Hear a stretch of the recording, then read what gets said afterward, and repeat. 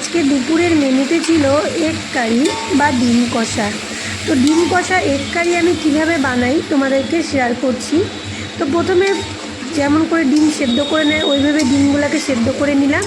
তার সাথে সাথে ছোটো ছোটো আলুও সেদ্ধ করে নিলাম, কারণ ছোটো ছোটো এই নতুন আলু দিয়ে ডিমের কষা খেতে কিন্তু খুবই ভালো লাগে।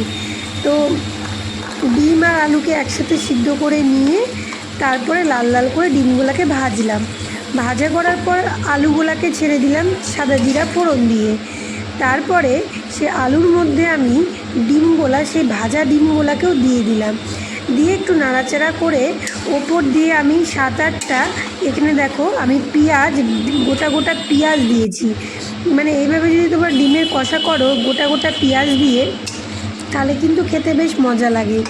আমরা যেমন মাংসের মধ্যে গোটা গোটা রসুন দিই, আমি আবার ডিমের মধ্যে এরকম গোটা গোটা পেঁয়াজও দিয়ে দিই, তাহলে খেতে বেশ ভালো লাগে। তো আজকে তাই করলাম, তো গোটা গোটা পেঁয়াজ দিয়ে দিয়েছি। এবার আমি এটাকে অনেকক্ষণ নাড়াচাড়া করে স্বাদ মতো লবণ হলুদ দিয়ে উপর দিয়ে আমি একটু দিয়ে দিলাম জিরা বাটা, আদা বাটা, লঙ্কা বাটা। তো জিরা বাটা, আদা বাটা, লঙ্কা বাটা দেওয়ার পরে একটু কষায় নিব।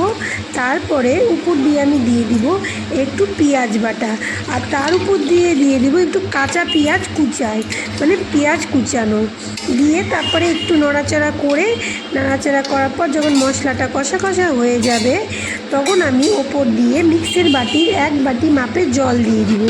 দিয়ে আমি একটা থালা দিয়ে ঢাকা দিয়ে দিলাম। ঢাকা দেওয়ার পর 5 মিনিট পর খুলে দেখছি যে আমার ডিম কারিটা এরকম হয়ে গেল, মানে কষানো হয়ে গেল এবং ডিম কষাতে পরিণত হলো। ঝোলটা অনেকটাই শুকায় গেল এবং দেখতেও অনেকটা সুন্দর হয়ে গেল। এইবার এই ডিম কষাটাকে আমি বাটিতে নামাই নেব। এটাই হলো আজকে দুপুরে আমাদের লাঞ্চের মেনুতে আছে ডিম কষা। আর এর মধ্যে যে আমি নতুন গোটা গোটা পেঁয়াজগুলো দিয়ে দিয়েছিলাম, এই পেঁয়াজগুলোও কিন্তু ওই জলের সাথে সাথে সিদ্ধ হয়ে গেল। তো এইভাবেই আজকে আমি ডিম কষাটা বানালাম।